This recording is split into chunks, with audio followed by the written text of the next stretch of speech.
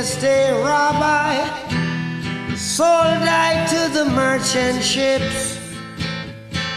Minutes after they took I from the bottomless pit. Welcome to another broadcast of Honestly Speaking. I am your host, Claude Skelton Cline, and delighted that we have an opportunity to chat. Today's forum is a little different in that I have several things in front of me in which I will give some commentary on as to share some of my own thoughts and personal views as to where we are as a people, some of the current issues that are taking place. But we welcome all persons to be a part of this conversation. We know that you have an interest in what happens to us as a people and a place, what happens to us as a jurisdiction. And so one of the vision for Honestly Speaking is to engage persons with the certain requisite skill set, the persons who can muster the courage and the competencies to speak on specific subject matters in a fruitful way, oftentimes offering their own critique, but in a constructive manner for the purpose of making a better Virgin Islands. So we are glad that you continue to join us and to lend us your feedback. We are still working on an opportunity soonest where we can have a call-in component that you can pose your questions, even may be allowed to make some brief statements on the record as to your thoughts as a citizen, where we are, who we are, and where do we go from here. Always we encourage you at the beginning of every program, and certainly we try to do so at the ending of each program, and that is there are three things. One, not just to be hopeful, but to be the hope. We encourage you to be hope. You be the hope. You be the change that you desire. Whatever it is you wish to happen, whatever the picture of your preferred future is, let it begin with you. You be the hope. Two, seek understanding. Oftentimes we engage in conversations and that deteriorates into argument that oftentimes become personal, whether we are on the well or we by the taxi stand or we by the bars or even in our homes. It's important that we seek understanding, and part of seeking understanding is at least trying to retrieve or to ascertain the proper information on whatever the subject matter is. Seek understanding. Don't walk away where we live in a constant state of flux, a constant state of misunderstanding, but to seek understanding. It's important that we have information. One of the things that is becoming increasingly necessary is legislation around the Freedom of Information Act. You know, we've heard that touted before, but for good purposes, I think, if the body politic is going to have an opportunity to know what's going on with its government in terms of transparency, in terms of the works and the decisions that are being made, it is going to be important that we have access to information. Of course, that in and of itself is always fraught with challenges, because persons who are in power at the time has some hesitation as to what they think should be in the public sphere or not. But the fact of the matter is, we elect persons to do the people's business, and the people have a right to know in a timely manner what decisions are being made on their behalf so that they can make informed decisions. So one way in which we want to go about seeking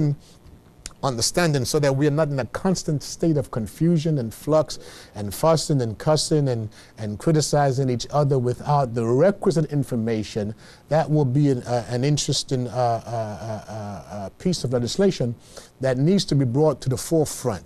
That being said, so not only is it that we encourage you to be hope, seek understanding, but practice compassion. Practice compassion. Listen, everybody don't have to be best friends of each other. but we are fellow human beings of God's family. I am my brother's keeper. I am my sister's keeper. You are your brothers and sisters' keeper. And it's important that we practice compassion, that we practice kindness, that we practice common courtesies and decency towards each other. It makes for a better neighborhood. It makes for good neighbors. And so we want to encourage you to do those three things, be hope, seek understanding, practice compassion. And so as I give some commentary tonight, this is what this is. The guest is me and the host is me.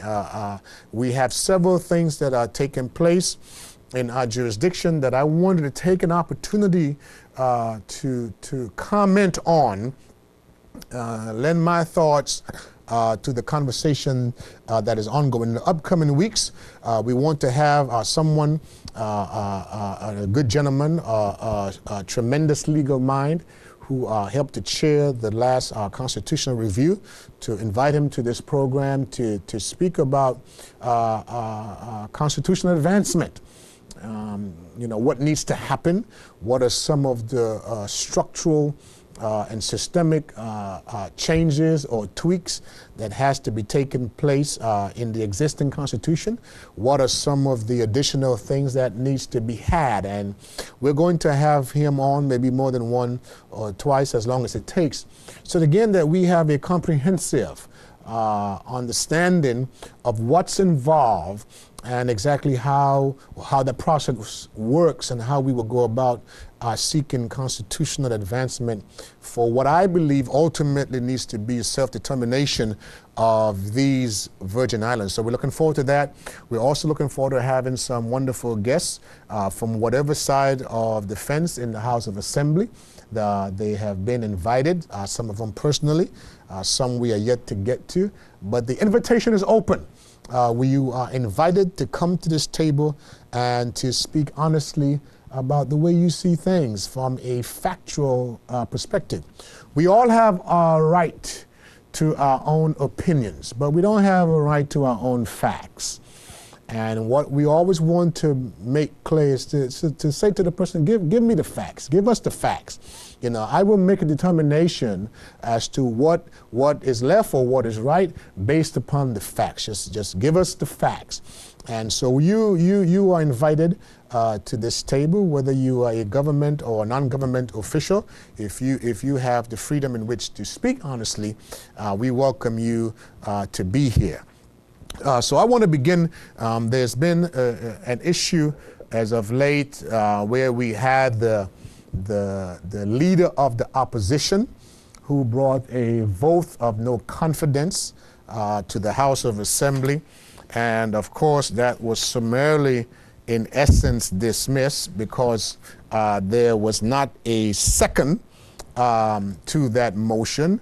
The second person who was a part of the leader, or rather a part of the opposition, was not present. We do not know for whatever reason that was, but we had a situation where the leader of the opposition brought his motion, which I have here in front of me verbatim, where he laid out a case for what he believes needs to happen, not with the office of the premier, but specifically with the Ministry of Finance and the Minister of Finance. And we took the time to kind of go through and try to retrieve as much information as we possibly could. So what I want to do is to go through at least the 11 items in a summary fashion of what our understanding was, what my understanding was as to what the leader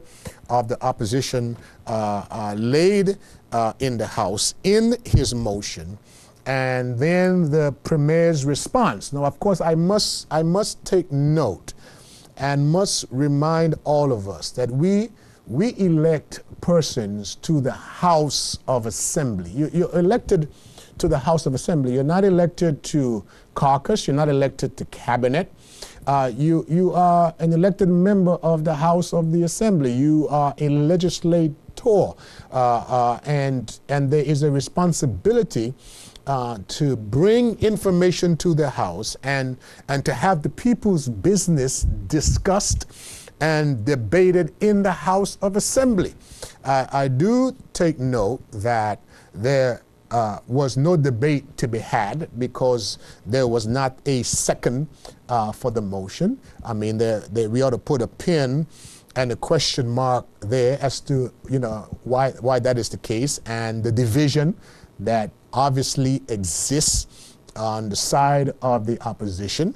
The government, in essence, remained silent, and their silence was voluminous in that the motion failed. Needless to say, however, we do think it's important to note that there are concerns as it relates to the Ministry of Finance specifically.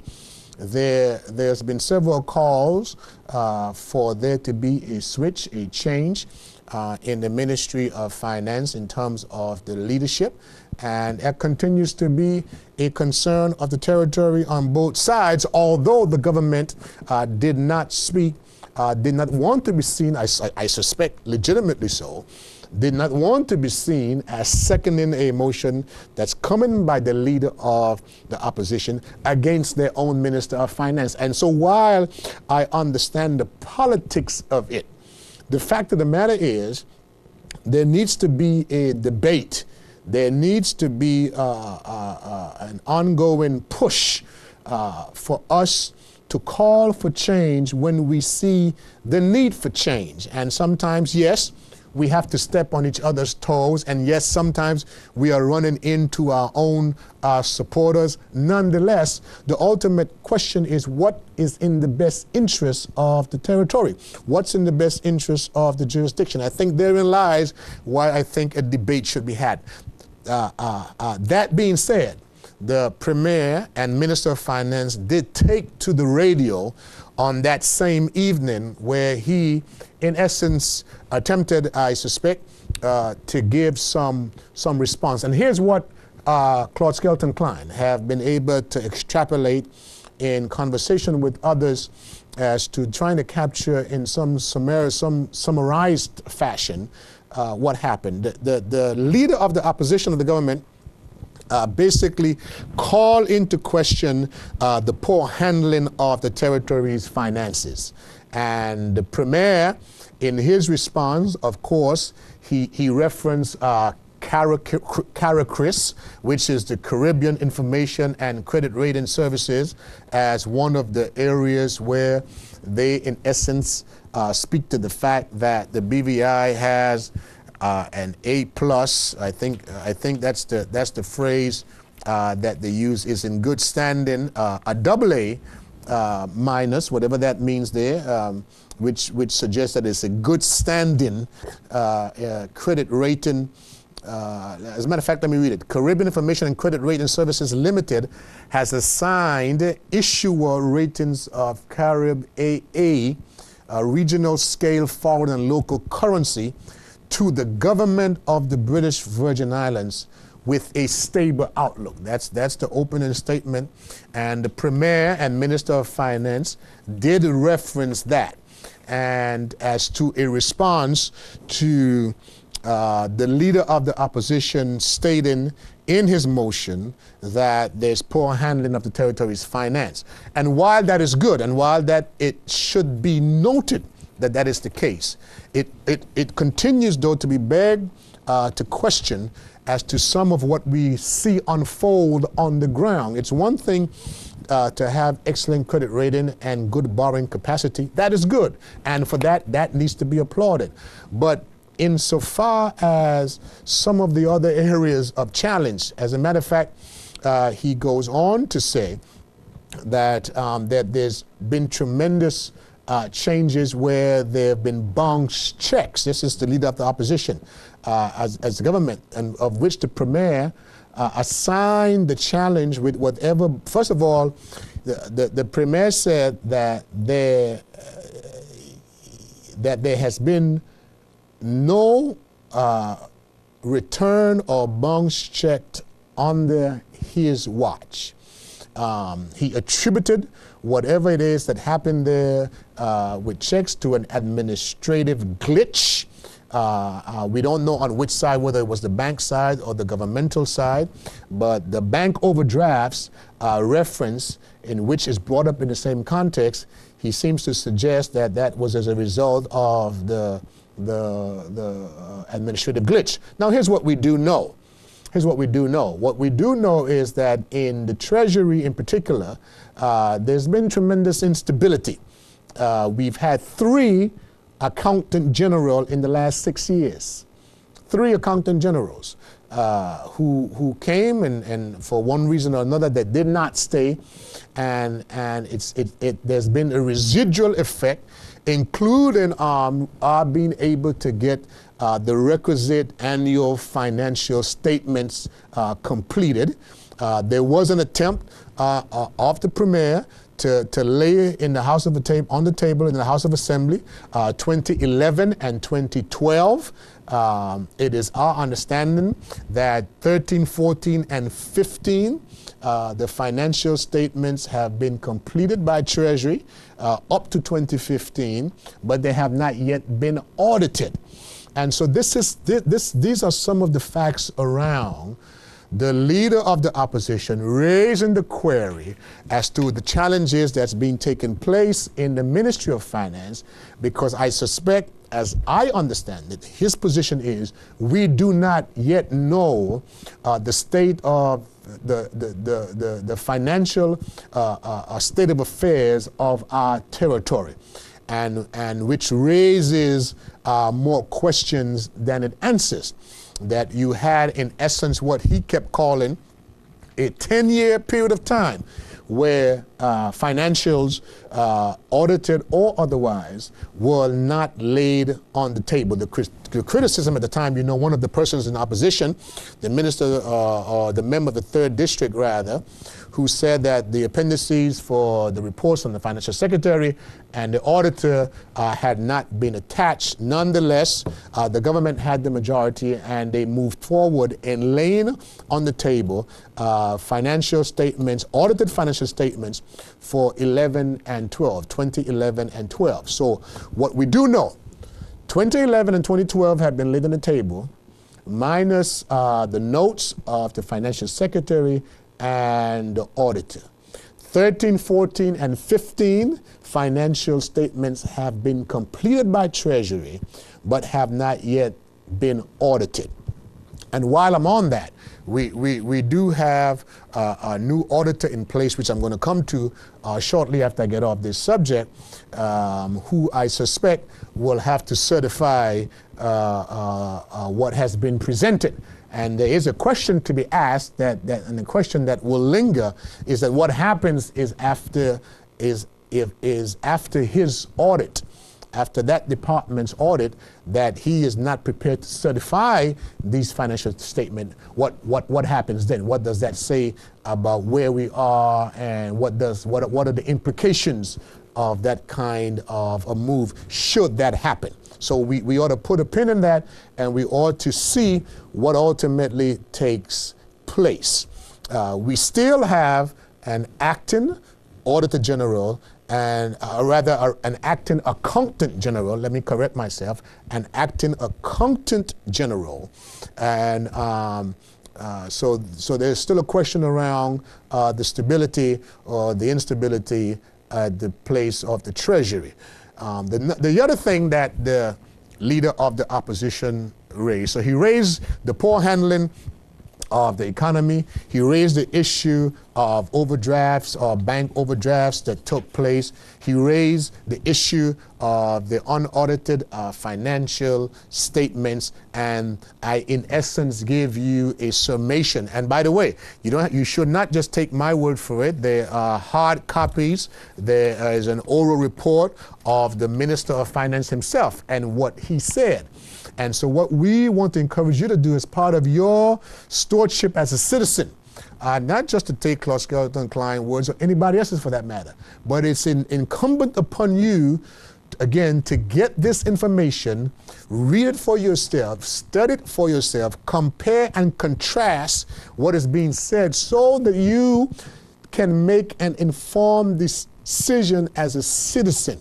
It's very important that you do not leave up your territory, simply just put it in the hands of others and then walk away and then return 4 years later to see what's happening. It's important if you're going to keep elected officials accountable that you keep abreast and gather the information that is necessary so that you can make your own judgments as to where we are. The other thing that the leader of the opposition raised in his motion was the matter of the cruise pier development and the cost of it. And he compared to what the figure that was brought to the House and what was ultimately spent. And I can't understand for the life of me, the Premier did respond on the radio that evening where he basically said that obviously the information that was brought via the Beaver Ports Authority, there continued to be some changes and requests, and those changes and requests were honored. He did not elaborate much, but to say that he kind of pushed it off as to the increase took place from that direction. And I do have some personal information about that category in particular, but that's an easily explained information to share with the public as to the entire development of the cruise pier.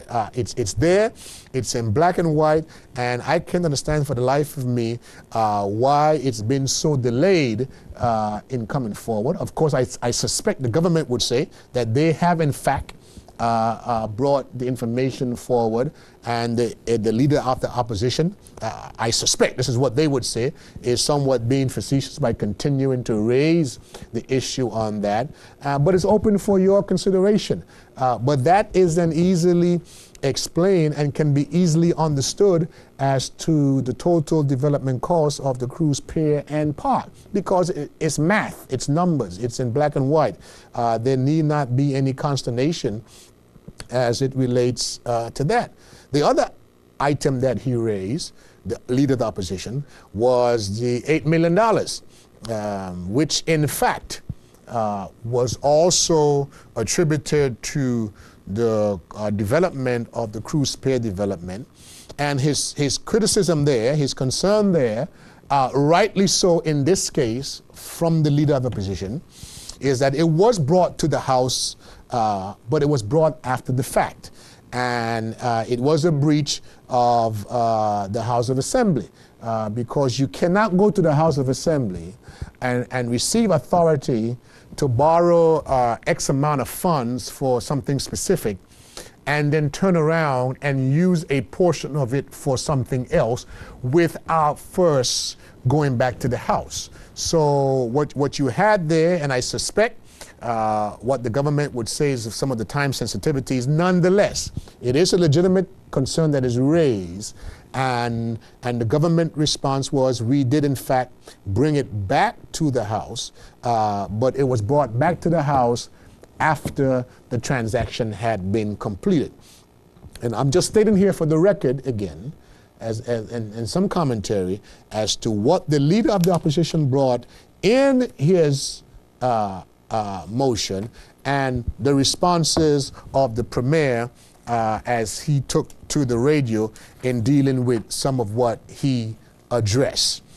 The other item, the sixth item on the agenda, as I have cataloged them here, you may have your own catalog, where they are accused of contract splitting. As a matter of fact, the leader of the opposition goes on to say in his motion that the NDP government heretofore had accused the previous VIP government of contract splitting, and that now they were in fact guilty and in breach of the very thing that they were doing. And I think that it's worth some understanding or some explanation that should help bring about some understanding, and that is this. Contract splitting have taken place. But it should be noted that the reason, and this is Claude Skelton Cline speaking now, as I understand it, the reason why contract splitting takes place is not to avoid the scrutiny of the public tender process. That we have some very specific, being a small footprint, a small jurisdiction, that when you put certain things out to tender, or if you put everything out to tender, then there's only a certain group of persons, contractors, that will be the beneficiaries of winning those contracts.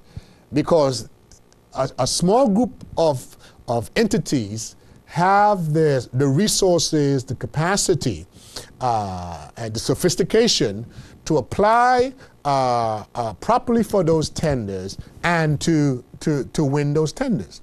And so in our jurisdiction, as I understand it, and I want to be very deliberate here, part of what happens, part of the motivation for contract splitting is to what they call share the bread, to share the cheese that's on the table, to incorporate, to widen the circle so other persons will have an opportunity to be a part of the building of their territory. Now, if on the books you have a policy where there is a cap, there is a threshold that you cannot have $100,000 or more without it being a part of a public tender. Let's use that figure. I'm not sure what the exact figure is. But let's say if it's that figure, that it needs to go to tender. Then if that's your policy, then you ought to be governed by the policy. That being said, Cabinet has the power to go to Cabinet and to what they call waive certain contracts, where they end up in what results in what we call contract splitting. But I think it would be helpful if this government or previous government should, one, either tweak the existing policy and or say to the people and to the other powers that be that the reason why we engage in this exercise, one, is not to avoid the scrutiny of the public tender process. It's not to hide anything. It's not to be deceptive. It is to widen the circle and thereby allow other persons to participate and to benefit from the building of the jurisdiction. It seems like to me that would be an honest and a transparent explanation to what's taking place. Else you end up pointing and accusing each other of a policy that's on the book that you end up not following, and then you're being held accountable for it, but no one is saying specifically why is it being done this way, on what occasions were it done this way, and who benefits from it happening this way. So it's not to avoid policy, it's not to avoid transparency, but there should be proper explanation, proper communication with the body politic, with the people of this territory, to say why you're doing it the way that you're doing it. After all, there are things on the book, there are laws, there are policies on the book that does not fit into properly the operational or functional components of our jurisdictions. Again, so either you're going to tweak the policy, amend the law, or then you are forever going to be held accountable to be abide by it, rightfully so. But now if for functional purposes, if for operational purposes, you're doing it the way you're doing it, simply explain to the people why it's being done, so it does not appear that you're being deceptive, that you're trying to avoid the process, etc., etc. It just seems like to me. Now, some people on one side would say, it sounds like Claude Skelton Cline is coming to the defense of this government or coming to the defense of the other. That's not the point. I am simply, by what I have come to understand, trying to put out there a way in which we can function more effectively as a people. For me, it's not just about NDP or VIP or United Party or who by whatever other acronym or letters. It's about how we are going to function as a people, given the very small footprint in which we all have to live and we all have to eat from. So let's be clear on that. So on the matter of contract splitting, we understand from the premier, he pushed back to the leader of the opposition and said that did not happen. But in fact, we do have situations where it did happen. But I think it can be properly explained by whomever the government is, that you are not, again, trying to avoid the scrutiny of the public tender process, but you're trying to create a greater good. So therefore, again, I hate to sound like I keep beating the same drum, but it's important. Else this will continue to reoccur over and over again, and we would not be having a different argument. We would be having the same argument 1,000 times, which ends up not being fruitful for us as a people. As I continue, the motion went on to say on number 8 in my document, where he laid the representation, and that is the leader of the opposition, the late payments to the vendors, and the response, in essence, from the premier and the information that I have been able to garner is that any properly raised voucher in the Treasury Department, they have a 30-day turnaround policy where they timestamp what comes in and when it goes out, but for purposes functionally on the ground, the vendor on the street, the vendor who he or she's trying to do their business, doing work for government, but ends up being paid, 3 months or 6 months later, it's a challenge for the vendor. So we have to empathize and we have to sympathize with that vendor who does work but cannot get paid. And though we understand procedurally how the Treasury is tweaking its own processes and wanting to be more efficient and effective, that has been a reality on the ground. Sometimes, you may have ministers or persons saying to you, well, it's the Treasury, or it's this one, or it's that one, and there's a tendency to shift the blame as to why one is not being paid. But my commentary is, doggone it, let's fix whatever it is. Let's be honest with persons about where the snafus are, where the chokehold is in the pipeline, and be honest with persons and saying, your payment is held up at this place, it's held up because said paperwork is not complete. But instead of pointing the finger at this department, the financial secretary and the other, let's say, hey, let's get the information. Let's admit to where the bottlenecks are in the system.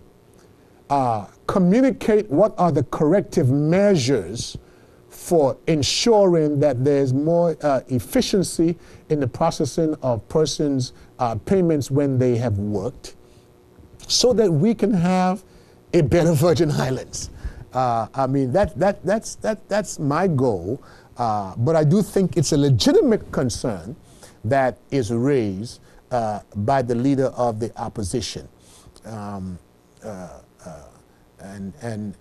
number nine, the leader of opposition raised the issue failure to appropriate funds for national security, in which the premier's response was that it was not necessary and for the governor to have used his reserve power. This is the premier's answer, that it was not necessary, and he went on to state that said budget for national security had been increased by some $800,000 between 2016 and 2017, and that does in fact reflect in the year's budget.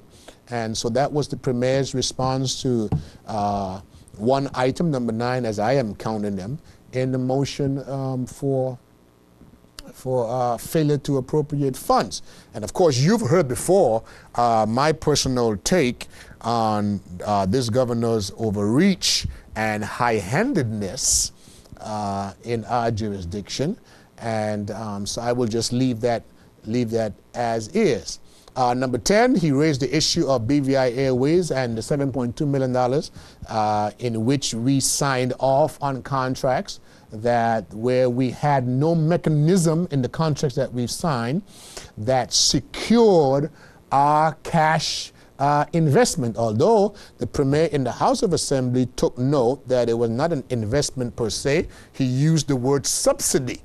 And so in essence, here's a situation again where I do think the leader of the opposition in this case is absolutely correct in raising the right issue.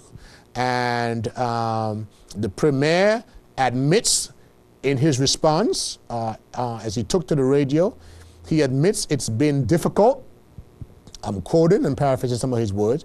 He admits it's been difficult, but he's still trying to get the planes flying, and if not, that he will pursue the $7.2 million. I don't know exactly how you do that when, in fact, you have nothing contractually that binds that entity and or those persons involved in that entity to ensure that that money can come back into the Treasury. So we have a tremendous loss there, a tremendous misstep, a $7.2 million one that has taken place that to this date, remains an open financial sore in our Treasury that needs to be addressed. Unless now my commentary is, I believe that BVI Airways, as we know it, is no more. It's done. It's finished. It's over with. And so I don't know what legal remedies there are per the contract. And that's all that we have to go by. I do think, and I will make mention before the program is over, as to my whole take on the whole airport expansion and what I believe that needs to happen there. And then finally, number 11 on my sheet is where the minister, or rather the leader of opposition, raised the issue of the Minister of Finance failure to compensate public service increments. The Premier responded was that where performances, or rather where performance appraisals have been had, increments have been granted. That was the Premier's response to one of the final, or the final motion from the leader of the opposition in his motion for a vote of no confidence of the Minister of Finance. I hope I have tried to push through and to struggle through sharing openly what, in my own extrapolation of what I saw unfold, the leader of the opposition's motion of no confidence, vote of no confidence, and I've attempted to go through the items and some of what the Premier went and then responded to as to whether or not the radio was the appropriate forum for response, rather than dealing with it in the House of Assembly where the people's business should be done, ought to be done. That's in question and can continue to be debated. I am more concerned not about the shadow of things or the look or the optic of things, but the substantive consequences of the decisions that are being made. And I continue to say, as it relates to the Ministry of Finance, that it is clear, to me anyway, that there needs to be some shifting in the area of Ministry of Finance with someone who has the requisite skill set to administer finances. We are in some challenging times. Leadership is an issue.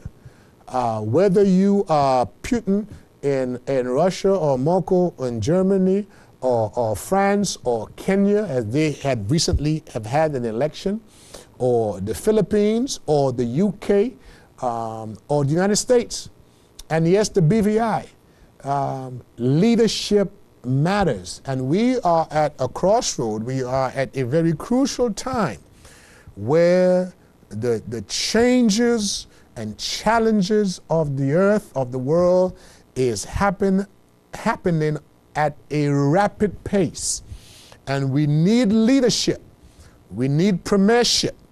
We need Ministry of Finance leadership that can, in fact, navigate us through these very torrential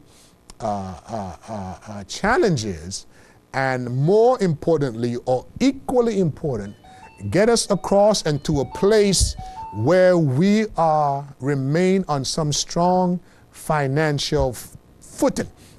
And for that, I want to turn my attention now specifically to the issue of leadership in this jurisdiction. Most recently, as early as today, I saw a YouTube video that spoke to what they call as a matter of fact, let me pull it up right here, that they have sent around. It's entitled, let me get to it. I will get to it right now. And so that I speak, at least to title it properly, and you can go look for yourself. It's entitled A Tour with the Premier on the Road to Recovery. I took the opportunity to look at this video that's been put together and is now placed on YouTube with that title.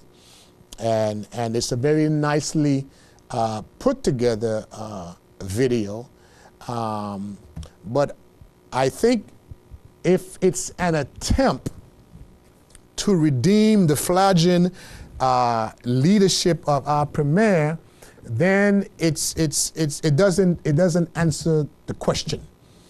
It begs the question, because what I see happening with some of the things that have occurred since the torrential rains that has happened is that there is this gallant effort to put the premier in a better light. And while I understand some of the handlers behind the scenes wanted to do that, the answer for what ails us is not to put the premier in a better light.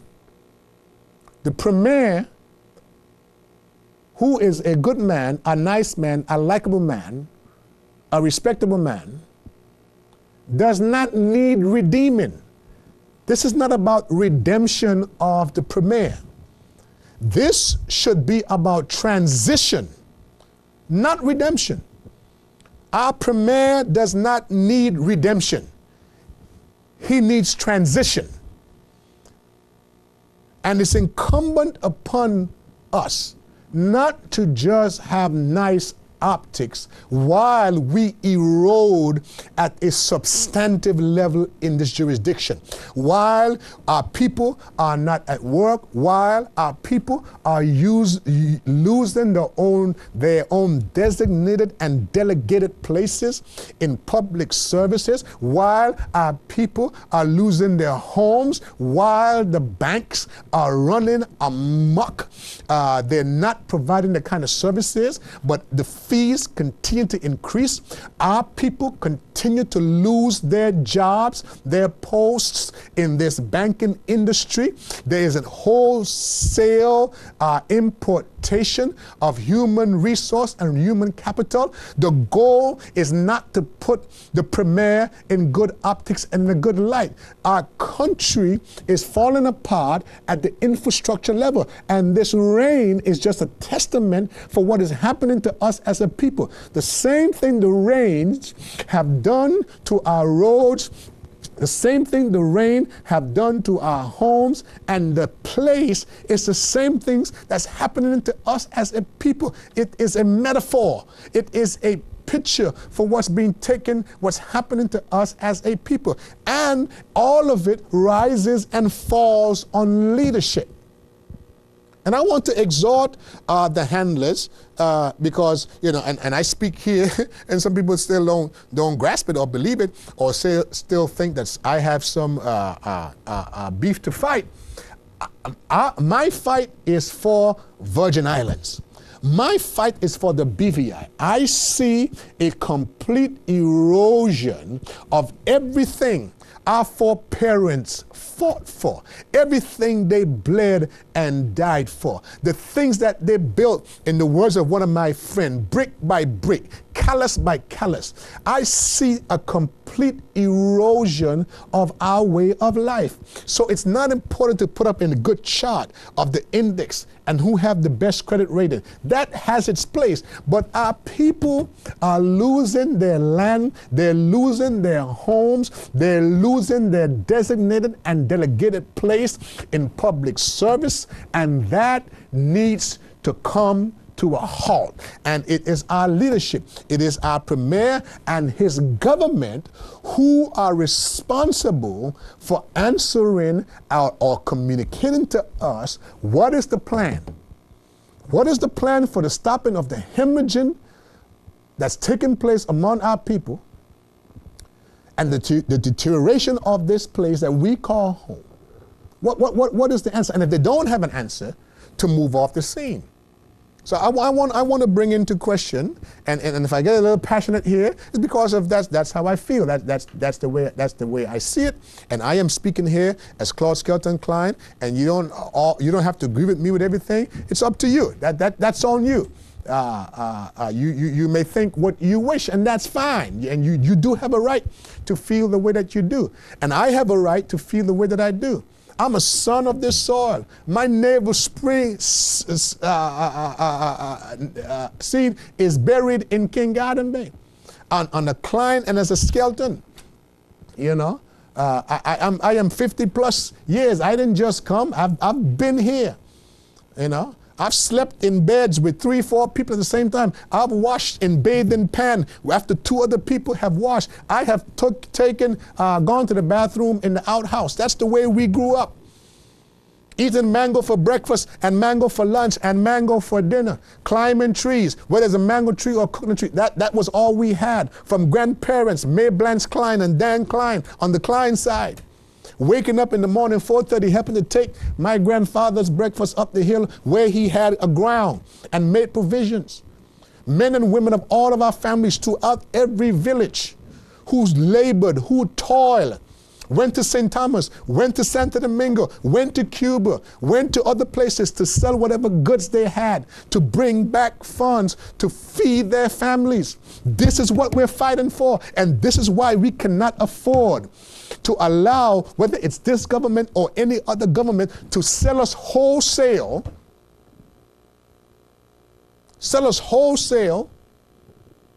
to not believe in our competencies, not believe in our ability our character, to handle posts, to do the job, to carry on what our foreparents have left us. Noel Lloyd in particular, a man who offered his life, who I do not believe that just died accidentally, but a man who took on the British government. So that the persons today who have buildings on what we know as Wickhamski 1 and Wickhamski 2, they would not have had it without his voice, without him championing the cause, without him fighting, without him putting his neck on the line and fighting on behalf of generations whose names he did not know, but he fought and won the fight. And here we are giving it right back to the UK. What are you saying? What are you saying, Claude Skelton Cline? Look, there's 7 key posts in our civil service. 7 key posts. There's the police commission, the prison superintendent, auditor general, attorney general, DPP, financial secretary, and accountant general. There was a time when some of those posts did not exist, where as an unapologetic colony, they ruled us. We had men and women of the cloth, who I might add, Whitley and Lavity Stout and Ivan Dawson, men like these, women, who lend their public service to fight for what we have today. And here we are under this government. And of those 7 key critical things that I just mentioned, 5 of those things now are in the hands of British national, with the exception of the AG office, who is a brother from Africa. What's my point? My point is, there was a time when BV Islanders, Virgin Islanders held those offices, functioned in those offices. So there's only 2 posts left. The Accountant General and the Financial Secretary left to be taken over, all under the auspices of the office of the governor, in essence. So this is not progress. This is retrogression. This is not moving forward. This is moving backward. And it has happened under the watch of this leadership. How is it that we have had no outcry, no outrage, no pushback, and says we cannot let this happen? If you remember, I dare you to go back and pull up, I have some of them right here. You go back and pull up the articles when this government last came to power, of which I was a part, of which I stood on the stage, and it's what of which gives me the right to speak. Because it's not about a particular party, it's about what's happening to us as a people and what's happening to us as Virgin Islanders. They accuse the former superintendent of prison for all kinds of things as to why he should not remain in the job. And since then, we've brought in a British national, and all kinds of stuff since then has transpired. And you have not heard not one peep from our government as to what's taking place. Nobody been fired. Nobody been called on the carpet. And so here we are. Here we are, have been encircled. DPP, British National. Commissioner, British National of Police. Superintendent of Prison, British National. Auditor General, British National. AG, African, but not a Virgin Islander. Accountant General, the young lady still acting. A change in the Financial Secretary with the good gentleman there trying to make sense out of nonsense. We've been encircled. This movie has been played before. It's been played in the Turks and Caicos. It's being played out in Anguilla. This is a movie that has been played before. And it has happened under the watch of this leadership. And I want to go on record as saying that what we have before us should not be some attempt to make our premier look good. It's not about looking good. It's about what is happening to us as a people at a substantive level, We are losing our territory. We don't hear anything about the banks being held to account. Our people are losing their jobs. Now, what do you think happens? What do you think happens? I want to put up a red flag. What do you think happens when the persons who hold these key posts are also bringing on other British nationals as investigators in this post, in that post? Here we are as a people, after our foreparents have fought, have bled, have died, left us with a rich heritage, left us with a legacy. And here we are turning it back over to the British. What's the message that we are sending to our people? That we are not good enough, that we don't have the goods, we don't have the competencies or the character to carry on our own affairs.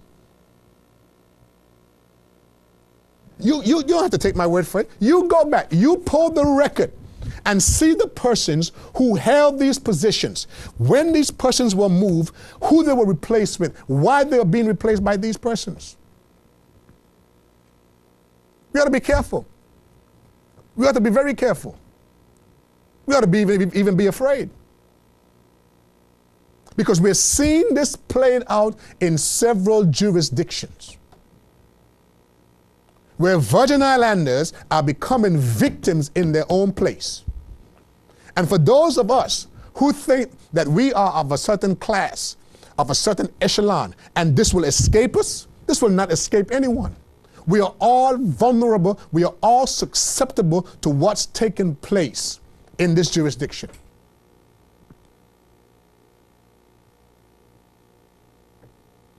You can sit in an office and just think that someone has done something. Just throw the word conspiracy or conspire around, and people can come in and turn your life upside down on what they believe without any facts. And our government have sat here for 6 years and have presided over this. Where's the outrage? Where are the voices crying in the wilderness? Where are we holding our elected officials accountable for what's taking place? The governor that's coming, I have his dossier that they issued right here, at least a portion of it that they issued. His curriculum vitae. Augustus James Ulysses Gaspert, who is to be sworn in on this coming Tuesday, I think the 21st, I think it is. Let's look at his dossier. 2015 to President Cabinet Office, Director of Security and Intelligence, National Security Secretariat. 2014-2015, member of the Royal College of Defense Studies. 2012 to 2014, at number 10 Downing Street, Private Secretary to the Prime Minister. 09 to 12, Head of Drugs and Alcohol and Head of Policing. 7 to 09, Her Majesty Treasury, Delivery Manager, Prime Minister's Delivery Unit. 01 to 07 is the early part of his career, Surrey County Council, Lead Manager. The preponderance of his experience, according to the dossier that they have issued, is in security and intelligence. I don't see any specific governance experience here. What does this say? What does this say about their agenda? Is anybody paying attention? Is anybody taking note?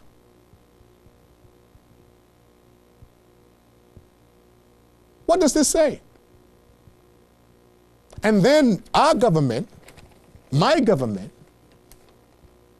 is now in what I call, a foolish firefight as to where he should be sworn in, as to sideline him, as a reaction to the former governor and how in his high-handedness and his continued overreach and abuse of power, in my opinion, in reaction to him, they are now sidelining this guy, so we're going to deal with him.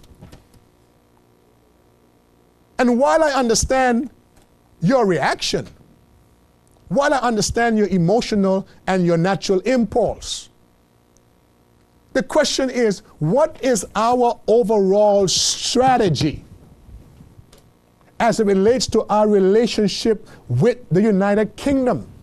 It has been since last October, the Premier announced in the House that the 10-year period has come where a committee for constitutional review would be established. And to this day, we are sitting in August. Since last October, not one committee, not one chairperson has been named to form such a committee. Yet we are here trying to get in what I call some pissing contest, excuse my language on television, with the governor and the UK, react reacting rather than being proactive, rather than coming up with a strategy as to what is going to be our approach, what is going to be our tactical moves, our overall strategy, and the outcome as it relates to our relationship with the United Kingdom. It is not sufficient simply to be reacting after the fact to a governor that you will not keep in check constitutionally while he was here for the time that he was here. So you're starting off this relationship in an antagonistic manner. I understand how you feel. I understand why you're doing what you're doing, but it does not serve the best interest of the Virgin Islanders in the long run if you do not have a strategy and a vision for where we're going to be by 2020 or 2025 or 2030 as BV Islanders, as Virgin Islanders in relationship to the UK. And why have we been so afraid? Why have we become polemicists and apologists for being Virgin Islanders and seeking to protect and prepare and preserve our own? Why have we been so apologetic about it? After all, the members, the UK citizens, over a year ago, decided that they wanted out of the European Union. They wanted to assert their nationality. They wanted to assert their independence. They did no longer want it to be ruled from Brussels. A referendum was had. They cast their vote because they wanted to protect themselves. They wanted to preserve themselves. And why are we here on this little 4-5 rock that's inhabited? Why are we so apologetic? Why have we become polemicists and unashamed of protecting what belongs to us? They want to come back here now and take it over and reap the ultimate benefits for it after they left us to be a bird sanctuary. It was your grandparents, our great-grandparents who built it. Prayers, blood, sweat, tears. And here we are without a fight, giving it over. How is that possible? How is it possible, Honorable Premier Dr. D. Orlando Smith? How is that possible, Honorable Ronnie W. Skelton? How is that possible, Honorable Myron Waldron? How is that possible, Honorable Mark Vanterpool? How is that possible, Honorable Kedrick Pickering? How is that possible? That you have sat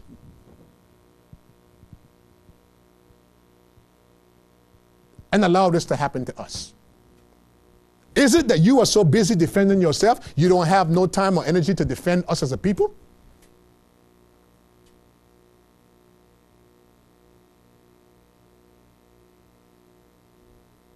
I'm outraged. I'm concerned. I am deeply concerned. And I came on here today without a guest, with myself being the guest and the host all in one, to begin to put my concerns on the record. That change has to come. Change must come. I'm calling upon this premier to transition. We love him, we honor him, we respect him. He has made his contribution both in the private sphere, in the public sphere, as a medical doctor. That goes without saying. But the longer this is allowed to continue under this current leadership, the more and more we're going to lose what we have until we have nothing left. And that's what I'm afraid of. That's what concerns me. This is part one, and it's to be continued. I am your host, Claude Skelton Cline, and I'm honestly speaking. God bless you.